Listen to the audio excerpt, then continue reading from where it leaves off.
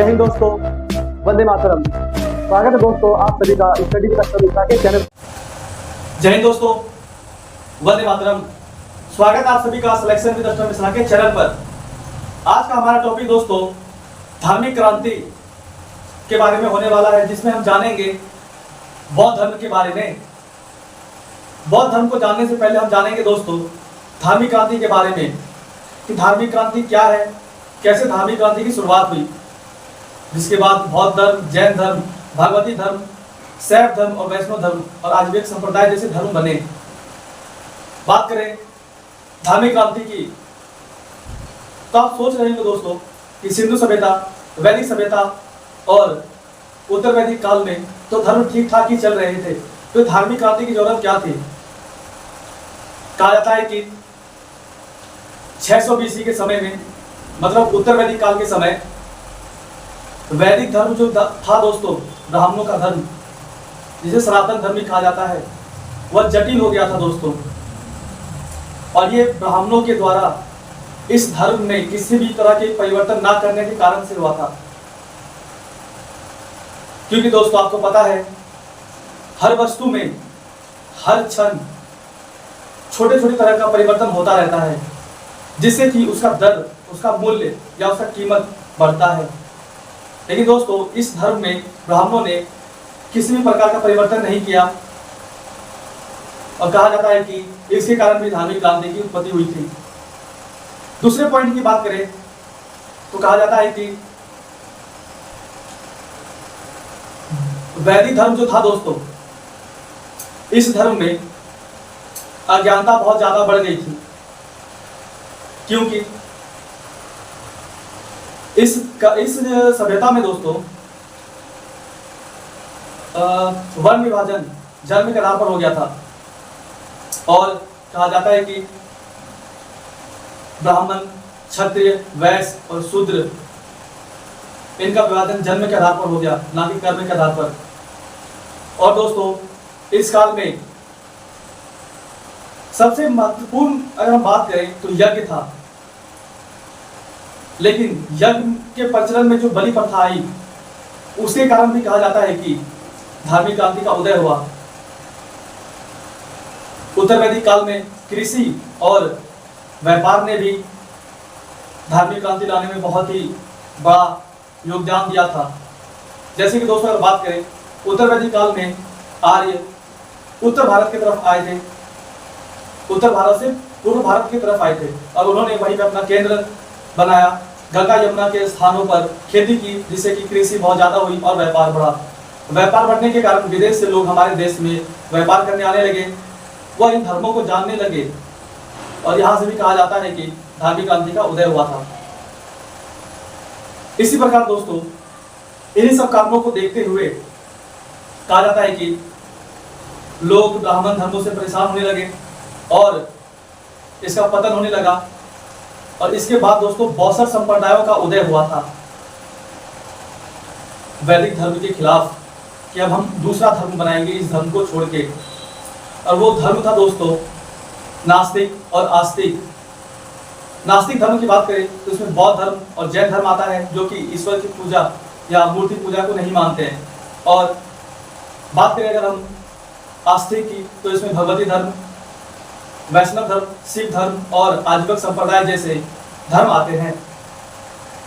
तो ये थी दोस्तों कुछ धार्मिक क्रांति की कुछ महत्वपूर्ण बातें। अब हम जानेंगे दोस्तों बौद्ध धर्म के बारे में, जो कि हमारा आज का टॉपिक है। हम इसके कुछ पॉइंट्स नोट करेंगे जो कि एग्जाम में काफी बार पूछे गए हैं और हर एग्जाम में पूछा भी जाता है दोस्तों। तो बात करेंगे अब हम बौद्ध धर्म के बारे में, जो कि गौतम बुद्ध के परिचय, गौतम बुद्ध के जीवन से जुड़ा हुआ है। तो आइए दोस्तों बिना लेट के शुरू करते हैं। बौद्ध धर्म दोस्तों जो कि गौतम बुद्ध पर आधारित है। गौतम बुद्ध का परिचय है दोस्तों, कहा जाता है कि बौद्ध धर्म का स्थापना गौतम बुद्ध ने किया था। गौतम बुद्ध दोस्तों कपिलवस्तु के राजकुमार थे। उनके पिता का नाम सुद्धोधन था। उनकी माता का नाम दोस्तों महामाया देवी थी, जिन्होंने उनको जन्म दिया था और वह कोल्य वंश की राजकुमारी थी। गौतम बुद्ध का जन्म दोस्तों 563 बीसी में हुआ था लुम्बिनी वन में। इसके पीछे एक बहुत ही अच्छी कहानी है दोस्तों। कहा जाता है कि महामाया देवी के घर में एक प्रथा थी कि अगर किसी माता का संतान जन्म लेगा तो उसके ही घर में होगा, ना कि अपने पति के घर में। ये इसके घर की प्रथा थी दोस्तों। पर सुद्धोधन का मानना था कि नहीं, हमारा पुत्र हमारे ही घर में जन्म लेगा। पर महामाया देवी ने कहा कि ये ऐसा अपशगुन माना जाएगा, और राजा ने अपने रानी की बात को मानते हुए उनको अपने घर जाने का आदेश दिया कि ठीक है, आप जाइए। कहा जाता है कि लुम्बिनी वन से इनके घर का रास्ता गुजरता था, और वो वन का रास्ता इतना खराब था कि इस दौरान गौतम बुद्ध की जन्म उसी वन में हुई, लुम्बिनी वन में। और इसका साक्ष्य दोस्तों रूमनदेही अभिलेख से प्राप्त होता है। और कहा जाता है दोस्तों कि गौतम बुद्ध का जन्म तो हुआ दोस्तों, पर इनकी माता का सही प्रकार से इलाज ना होने के कारण 7 दिनों के अंदर ही मृत्यु हो गई। इस बात से चिंतित होकर सुद्धोधन ने अपने साली मतलब महामाया देवी की बहन से ही शादी कर ली, जो कि आगे चल के गौतम बुद्ध के लालन पालन करने वाली माता प्रजापति गौतमी कहा जाता है। उनको भी कहा जाता है दोस्तों कि गौतम बुद्ध जब 12 वर्ष के हुए तो सुद्धोधन ने सोचा क्यों ना हम इनकी कुंडली दिखाएं, क्योंकि उनके दरबार में एक ऋषि आए हुए थे। और सुद्धोधन गौतम बुद्ध को एक श्रापित बच्चा मानते थे, क्योंकि उन्होंने जन्म लेते ही अपनी माता को, या कहा जाता है कि उनके जन्म लेने के बाद ही उनके माता की मृत्यु हुई थी। इसी प्रकार सुद्धोधन भी उनको एक श्रापित बच्चा मानते थे। उन्होंने कहा क्यों ना अपने महल में आए ऋषि के द्वारा उनके हाथ की कुंडली दिखाई जाए। तो ऋषि ने कहा दोस्तों कि यह बालक या तो एक चक्रवर्ती सम्राट बनेगा, या तो एक बहुत ही बड़ा सन्यासी बनेगा। सुद्धोधन ने इस बात को सुना और वह दोस्तों, और कहा जाता है कि वह चौंक गए और उन्होंने कहा ये कैसे हो सकता है, एक राजा का पुत्र इतना बड़ा सन्यासी कैसे बन सकता है। उन्होंने पूछा कि ऋषि, इसका कोई तो वजह होगा कि हमारा पुत्र सन्यासी ना बन के एक चक्रवर्ती सम्राट बने। तो ऋषि ने कहा इनको किसी प्रकार की दुख, दर्द, पीड़ा का एहसास ना हो, ना या किसी भी ऐसी परिस्थिति को देखे जिससे कि इनके मानसिक परिवर्तन में बदलाव आए। सुद्धोधन ने भी ठीक ऐसा ही किया दोस्तों। वह लगातार अपने महलों में कई परिवर्तन किए। उन्होंने बहुत सी सुंदर सुंदर स्त्रियां, आकर्षित करने वाले पुष्प, सुगंधित सुगंधित पुष्प, और अपने महल को इस तरह डिजाइन किया दोस्तों कि यहाँ पे किसी भी तरह के कोई भी दुखी व्यक्ति या पीड़ित व्यक्ति ना आए, जिससे कि गौतम बुद्ध की मानसिक स्थिति परिवर्तित हो। उन्होंने दोस्तों 16 वर्ष की उम्र में गौतम बुद्ध का शादी भी करवाया, जिससे कि उन्होंने सोचा कि ये अपने घरेलू कार्य में व्यस्त हो जाएंगे तो इनका मानसिक स्थिति नहीं परिवर्तित होगा। उन्होंने शादी करवाया दोस्तों। तो गौतम बुद्ध की पत्नी का नाम यशोधरा था, और उनके पुत्र का नाम दोस्तों राहुल था। राहुल का मतलब होता है दोस्तों एक और बंधन, मतलब एक और बंधन। और दोस्तों लेकिन कहा जाता है कि होली को कौन टाल सकता है। उनके गांव में दोस्तों कुछ दिनों के बाद एक युवा फेस्टिवल था, जिसमें कि सुंदर सुंदर युवा और युवती को ही बुलाया जा रहा था। ये सिर्फ युवकों का ही था दोस्तों त्योहार, और जिसमें कि राजकुमार गौतम बुद्ध सबसे सुंदर राजकुमार थे दोस्तों, क्योंकि वह राजा के बेटे थे। उनके चेहरे में एक अलग सी चमक थी दोस्तों, वो काफी लंबे चौड़े भी थे, इसलिए उनको सबसे पहले निमंत्रण भेजा गया था। सुद्धोधन के लाख मना करने पर भी गौतम बुद्ध ने नहीं माना, और उन्होंने उनसे जीत करके जाने का आदेश ले लिया। सुद्धोधन ने भी लाचार होकर गौतम बुद्ध को जाने का आदेश दिया, और उनके साथ एक सारथी जिसका नाम चेन्ना है दोस्तों, उनको भेजा और उनको समझा के भेजा कि कहीं ऐसा कुछ ना हो जिससे कि गौतम बुद्ध की मानसिक स्थिति परिवर्तित हो।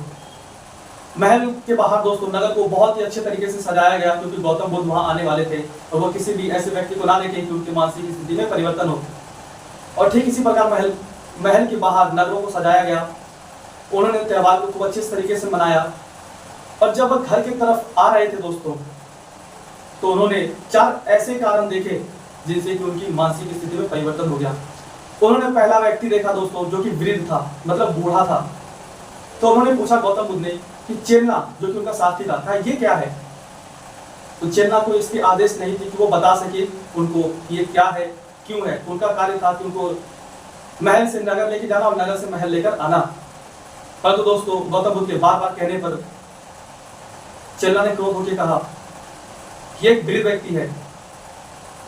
बोला वृद्ध व्यक्ति क्या होता है? कहते जब युवा अवस्था को पार किया जाता है तो मनुष्य वृद्ध हो जाता है। तो गौतम बुद्ध ने कहा क्या मैं भी बनूंगा? बोले हाँ आप होंगे, ये पूरे संसार जितने भी है सबको एक दिन वृद्ध होना है। गौतम बुद्ध कुछ ना बोले दोस्तों, वो अपने रथ पे बैठ के आगे बढ़े। फिर कुछ दूर जाने के बाद दोस्तों उन्होंने एक बीमार व्यक्ति को देखा। तो गौतम बुद्ध ने फिर अपने रथ को रुकवाया और कहा ये क्या है? चेला ने कहा ये बीमार व्यक्ति है। तो बोले ये ऐसा क्यों है? तो उन्होंने कहा ये अपने अंतिम क्षण की प्रतीक्षा कर रहे हैं कि कब इन्हें मोक्ष की प्राप्ति हो, ये इनके कर्मों का फल है। तो गौतम बुद्ध ने कहा कि क्या हर आदमी को अपने कर्म का फल भुगतना पड़ता है? तो चेला ने कहा हाँ, इस मृत्यु लोक में जिसने भी जन्म लिया है उसे अपने कर्म का फल भुगतना पड़ता है। तो गौतम बुद्ध ने कहा क्या मेरे साथ भी ऐसा होगा? चेला ने कहा हाँ सबके साथ होगा। गौतम बुद्ध चौके दोस्तों, वो अपने रथ पे बैठे, वह कुछ ना बोले दोस्तों, चुपचाप सन्नाटे की तरफ आगे बढ़े। फिर कुछ दूर जाने के बाद दोस्तों उन्होंने एक व्यक्ति देखा जिन्हें 4 लोग कंधे पर लेके जा रहे थे और उनके पीछे बहुत से लोग रोते हुए जा रहे थे। तो गौतम बुद्ध ने अपने साथी से कहा कि ये कौन सा व्यक्ति है जो कि लेटा हुआ है और इसे 4 लोग लेके जा रहे हैं, उसके पीछे सब रो रहे हैं, ऐसा क्यों? चेला ने कहा गौतम बुद्ध से कि ये एक मृत व्यक्ति है, इसने मोक्ष की प्राप्ति कर ली है और ये इसके संबंधी है जो इसके पीछे रो रहे हैं। तो गौतम बुद्ध ने कहा क्या मैं भी मोक्ष को प्राप्त कर सकता हूँ? कहा हाँ, आप भी युवा से वृद्ध होंगे, वृद्ध से बीमार होंगे, बीमार होने के बाद आपकी भी मृत्यु आएगी और आप भी मोक्ष की प्राप्ति पालेंगे। फिर दोस्तों कुछ दूर जाने के बाद उन्होंने एक संत को देखा। उन्होंने संत को देखा दोस्तों और कहा जाता है कि वह उन संत को देखते रहे और कुछ देर रुकने के बाद उन्होंने चेला से पूछा कि चेला ये कैसा व्यक्ति है? इसके सिर पे, मस्तिष्क पे दोस्तों एक अलग सी चमक है। ऐसा गौतम बुद्ध ने कहा कि ये कौन सा व्यक्ति है? इसके चेहरे पे तो बहुत तेज चमक है, मानो जैसे साक्षात ब्रह्मा के दर्शन हो गए हो। तो उन्होंने कहा ये एक संत है, इन्होंने सांसारिक मोह को छोड़कर ईश्वर की तरफ अपना रुख किया है। ये हर बंधनों को तोड़कर अपने ज्ञान से पूरी दुनिया को प्रकाशित कर रहे हैं, इसलिए इन्हें किसी भी चीज की कोई टेंशन और फिक्र नहीं है, इसलिए इनको संत कहा जाता है और ये एक बहुत ही पहुंचे हुए संत हैं। और दोस्तों यही से कहा जाता है गौतम बुद्ध की मानसिक स्थिति में परिवर्तन हुआ। थोड़ी देर बाद वो अपने महल पहुंचे। चेला ने रथ को खड़ा किया, गौतम बुद्ध अपने कमरे में गए। रात्रि के समय दोस्तों जब वो खाने पे पहुंचे तो उन्होंने अपने पिता को बताया कि अब मुझे संन्यास लेना है। उनके पिता जो कि दोस्तों सुद्धोधन है, वह इस बात को सुन के चौंक गए, पर उन्होंने कुछ ना कहा। वो समझ गए कि अनहोनी को कोई नहीं टाल सकता। और दोस्तों गौतम बुद्ध आधी रात में अपने साम्राज्य को छोड़कर संन्यास की तरफ चले गए। और इसके बाद दोस्तों उन्होंने, आपको मालूम है किस प्रकार हमारे देश को एक ज्योति से, अपने ज्ञान के ज्योति से प्रकाशित किया था। तो ये थी दोस्तों गौतम बुद्ध की कहानी। अब हम जानेंगे कुछ पॉइंट्स जो कि एग्जाम में पूछे जाते हैं और हर बार पूछते ही रहते हैं दोस्तों। बहुत ही इंपॉर्टेंट क्वेश्चन है दोस्तों, एग्जाम में भर भर के पूछा जाता है। तो आइए दोस्तों बिना समय बर्बाद किए हम जानते हैं कुछ पॉइंट्स। गौतम बुद्ध जो इनके संस्थापक है बौद्ध धर्म के, इनका जन्म दोस्तों लुम्बिनी वन में हुआ है, जिसका पता रोमन अभिलेख से लगाया जाता है। इनके पिता सुद्धोधन, इनके जन्म देने वाली माता का नाम महामाया देवी है जो कोल्य वंश की थी। इनकी लालन पालन करने वाली माता मौसी प्रजापति गौतमी थी। और दोस्तों इनके पत्नी का नाम यशोधरा था। इनका एक पुत्र था जिसका नाम राहुल था।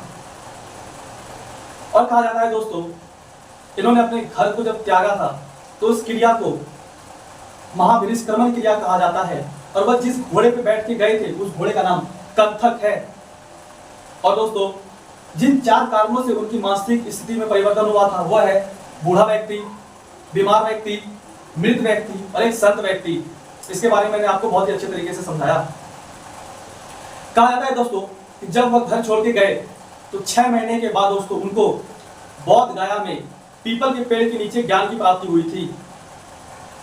और उनके पहले गुरु थे दोस्तों, या आध्यात्मिक गुरु थे अलार कलाम। और ज्ञान प्राप्ति करने के बाद दोस्तों उनके सबसे पहले शिष्य बने आनंद और दूसरे उपाली। इनको देखते हुए दोस्तों उनके चचेरे भाई भी इनके धर्म में जुड़ गए, जिनका नाम था दोस्तों देवव्रत। और दोस्तों कहा जाता है कि आनंद के कहने पर ही इन्होंने बौद्ध धर्म में महिलाओं को भी आने दिया था। परंतु दोस्तों महिलाओं के आने के बाद बौद्ध धर्म 100 वर्ष भी अच्छे से नहीं चला दोस्तों, उसका पतन धीरे धीरे होने लगा। इसके बारे में हम आगे अच्छे से जानेंगे। जो पहली महिला शिष्य बनी दोस्तों वो उनकी माता थी, जिनका नाम था प्रजापति गौतमी। और ज्ञान प्राप्ति करने के बाद दोस्तों कहा जाता है कि गौतम बुद्ध के 5 नाम रखे गए। सिद्धार्थ जो कि उनके बचपन का नाम था दोस्तों, और गौतम जो था दोस्तों वो गौतम बुद्ध के पहले का नाम था। बुद्ध मतलब नाम पढ़ने के पहले का नाम था गौतम। और दोस्तों शाक्य मुनि इसलिए रखा गया दोस्तों क्योंकि इनका कुल शाक्य कुल के थे। शाक्य का मतलब होता है क्षत्रिय कुल के थे। तथागत का मतलब होता है दोस्तों सारथी। आपने महाभारत में अर्जुन के सारथी श्री कृष्ण को बनते हुए देखा होगा। ठीक इसी प्रकार दोस्तों सारथी, और सारथी का मतलब होता है अपने रथ पे बैठे हुए योद्धा को एक सही दिशा में लेकर जाना। और यही काम ये दोस्तों भगवान बुद्ध ने हमारे देश में किया था। और एक है दोस्तों एशिया का प्रकाश, जिसे लाइट ऑफ एशिया भी कहा जाता है। तो ये थी दोस्तों गौतम बुद्ध का परिचय, उनके घर त्यागने की बात की कहानी। अब हम जानेंगे दोस्तों उन्होंने ज्ञान प्राप्ति करने के बाद कौन कौन से ऐसे उपदेश दिए जिससे कि जग उनके धर्म की ओर बहुत ही तेजी से आकर्षित हुए। तो आइए दोस्तों समझते हैं। तो आइए दोस्तों अब हम समझेंगे गौतम बुद्ध के ज्ञान प्राप्ति के बाद की क्रियाओं को। कहा जाता है दोस्तों गौतम बुद्ध के ज्ञान प्राप्ति के बाद उन्होंने सबसे पहला प्रथम उपदेश सारनाथ में दिया था। और जिसमें दोस्तों उन्होंने उपदेश दिया था पहला, संसार दुखों से भरा पड़ा है। इसका मतलब संसार दुखों से भरा पड़ा है, हर व्यक्ति दुखी है इस संसार में। दूसरा दोस्तों दुखों का कारण तृष्णा मतलब इच्छा है।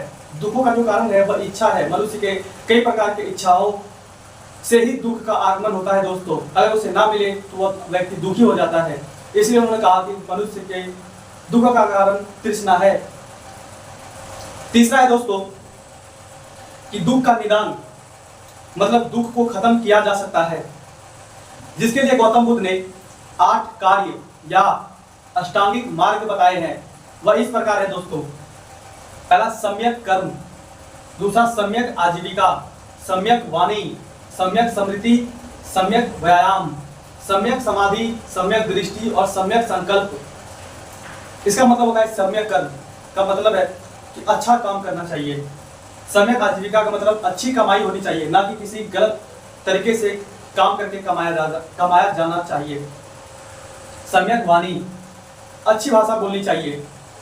सम्यक स्मृति मतलब अच्छा आचरण और अच्छा व्यवहार और ईश्वर के प्रति जागरूक, मतलब जिसे आप श्रेष्ठ मानते हैं। क्योंकि गौतम बुद्ध का तो मानना था कि ईश्वर नहीं होता है। आप जिसे अपना गुरु मानते हैं उसके प्रति और आप उसी की प्रार्थना करें। सम्यक व्यायाम अच्छा एक्सरसाइज करें। सम्यक समाधि मतलब ध्यान करें। सम्यक दृष्टि अच्छा देखें दोस्तों। और सम्यक संकल्प एक छोटा छोटा रूटीन बनाएं कि जिसे हमें आज फॉलो करना है और हम उसे करके ही सोएंगे। और दोस्तों कहा जाता है कि गौतम बुद्ध ने अपने अधिक उपदेश श्रावस्ती में दिए थे। मैंने आपको बताया था कि श्रावस्ती जहाँ के राजा थे प्रसेनजीत, और वह गौतम बुद्ध के मित्र थे। इसी कारण भी कहा जाता है वह वहाँ अधिक रहते थे और उन्होंने सबसे ज्यादा उपदेश श्रावस्ती में दिया था। और दोस्तों अब हम बात करेंगे गौतम बुद्ध की मृत्यु की, जो कि दोस्तों 883 BC में हो गया था। और दोस्तों यह मल्ल की राजधानी जो कि कुशीनगर है दोस्तों, ये उसी जगह हुआ था। कुशीनगर में जो मल्ल की राजधानी है। कहा जाता है दोस्तों इसके बाद कुशीनगर में गौतम बुद्ध की समाधि बना दी गई और पटना के बौद्ध गया में इनका मंदिर भी उपस्थित है दोस्तों। यह मूर्ति पूजा और मंदिर के खिलाफ थे, परंतु दोस्तों आगे चल के हम राजाओं के बारे में बताएंगे आपको। उन्होंने ही बौद्ध धर्म अपनाया था और इसके खुशी में इन्होंने आगे चल के मंदिर और गौतम बुद्ध की मूर्तियां भी बनाई थी। अब हम जानेंगे दोस्तों गौतम बुद्ध से संबंधित प्रतीक कि क्या क्या प्रतीक थे जिससे गौतम बुद्ध को संबोधित किया जाता था। जन्म को दोस्तों कमल के द्वारा संबोधित किया जाता था। इसका मतलब कि जब गौतम बुद्ध का जन्म हुआ था तो उनके जन्म के समय 7 कमल खिले थे। दूसरा है गिरि त्याग। गिरि त्याग तो मैंने आपको बताया था, मां विनिष्क्रमण। ज्ञान प्राप्ति दोस्तों उसे बोधि वृक्ष के द्वारा संबोधित किया जाता है। प्रथम उपदेश दोस्तों धर्म चक्र के द्वारा दिखाया जाता है कि इसी धर्म चक्र जो कि प्रथम उपदेश का संबोधन चिन्ह है। मृत्यु दोस्तों स्तूप, मृत्यु को स्तूप के द्वारा संबोधित किया गया है। स्तूप का मतलब होता है कि जब बड़े धार्मिक लोग, धार्मिक संत की मृत्यु होती है तो उन्हें जलाया नहीं जाता दोस्तों। उनके अवशेषों को, मतलब उनके जलाने के बाद जो अवशेष बचते हैं उन्हें स्तूप बना दिया जाता है। लोग वहीं पे जाके ध्यान प्रार्थना करते हैं। अब हम जानेंगे दोस्तों गौतम बुद्ध की मृत्यु के बाद इनका धर्म जो था दोस्तों किस तरह विभाजित हो गया, हम इसके बारे में जानेंगे और फिर अपने टॉपिक को यहाँ पे समाप्त करके अगले क्लासेस में जैन धर्म की तरफ बढ़ेंगे दोस्तों। थोड़ा सा ही बचा है दोस्तों जिसमें हम बौद्ध धर्म को समाप्त करेंगे। ये काफी नोट्स थे जो कि कई बार एग्जाम में पूछे भी जाते हैं। तो आइए दोस्तों बिना टाइम बर्बाद किए जल्दी अपने टॉपिक को समाप्त करते हैं। तो दोस्तों अब हम बात करेंगे 4 बौद्ध सभा के बारे में, जिसमें दोस्तों पहला है प्रथम बौद्ध सभा, जिसमें दो पिटक जोड़े गए दोस्तों। जिस पिटक का नाम है सुत्त पिटक और विनय पिटक। दूसरे बौद्ध सभा में दोस्तों धर्मों को 2 भागों में बांटा गया, एक स्थावीर एक महासंधि। स्थावीर का मतलब जो भगवान बुद्ध की मृत्यु के बाद भी इस धर्म में जुड़े रहे, और महासंधि का मतलब होता है कि उन 1000 भिक्षुकों को जिनको बाहर निकाला गया था उन्होंने अपना संघ बनाकर दूसरा धर्म अपनाया था। तृतीय बौद्ध सभा में अधिधम्म पिटक को जोड़ा गया। और चौथा दोस्तों इसमें धर्म को 2 भागों में बांटा गया था बौद्ध धर्म को, जिसमें पहला हीनयान और दूसरा महायान। महायान यही है दोस्तों महासंधि वाले, जिन्होंने जो 1000 भिक्षु ने आगे चल के इस यान का स्थापना किया था। हीनयान की बात करें दोस्तों तो इसका साहित्य पाली भाषा मतलब बोलचाल वाले भाषा में लिखा गया था, और महायान का साहित्य कहा जाता है कि संस्कृत भाषा में लिखा गया था। संस्कृत भाषा उस समय की बहुत ही मुख्य भाषा थी जो राजाओं द्वारा, देवताओं द्वारा बोला जाता था। और हीनयान जो थी दोस्तों पहाड़ी भाषा थी जो भगवान बुद्ध भी बोलते थे, जिनके द्वारा मनुष्य इन्हें भली भांति समझ पाते थे। और दोस्तों हीनयान में भगवान बुद्ध ने उन्हें एक बहुत ही प्रसिद्ध वाक्य कहा है। उन्होंने कहा है अपना दीपो भव, इसका मतलब होता है अपना दीपक खुद बनो। और दोस्तों बौद्ध धर्म के महान साहित्य की बात करें तो उसमें 5 प्रकार के शब्द हैं। पहला अनीश्वरवाद, इसका मतलब होता है कि गौतम बुद्ध ने कहा ईश्वर का कोई अस्तित्व नहीं है। दूसरा है अनात्मावाद, आत्मा का कोई संबंध नहीं है। क्षणिकवाद, इस संसार में जितनी भी वस्तु है वो क्षण पे क्षण बदलती रहती है। चौथा मध्य मार्ग, भौतिकवाद और धर्मवाद के बीच का अंतर। भौतिकवाद मतलब दोस्तों जीवन जो हम जी रहे हैं इसमें और धर्म के मार्ग में क्या अंतर है। प्रत्येक संवाद, प्रत्येक का मतलब होता है कि प्रत्येक वस्तु या प्रत्येक काम के पीछे कोई ना कोई कारण है। बौद्ध धर्म के 3 रत्न दोस्तों जो गौतम बुद्ध ने बताया था। बुद्ध का मतलब होता है कि जिसने ज्ञान प्राप्त कर लिया हो। संघ मतलब कहा है दोस्तों कि जिसने ज्ञान प्राप्त किया हो उसके संग में रहना चाहिए, जिससे कि आपकी एक्टिविटी हाई लेवल की होगी। धर्म, गौतम बुद्ध ने कहा धर्म का मतलब होता है लोगों को शांति प्रदान करना। ये तो थी दोस्तों गौतम बुद्ध के परिचय, गौतम बुद्ध का जीवन और गौतम बुद्ध से जुड़ के बने बौद्ध धर्म की कहानी के बारे में। तो आशा करता है दोस्तों कि आपको इस क्लास में आज का टॉपिक बहुत ही अच्छी तरीके से समझ में आया होगा। ठीक इसी प्रकार दोस्तों मैं आप लोगों को अगले क्लासेस में जैन धर्म के बारे में बताऊंगा। तो मिलते हैं दोस्तों आपको अगले क्लासेस में, सेम टाइम सेम जगह। तब तक के लिए जय हिंद, जय भारत। थैंक यू दोस्तों।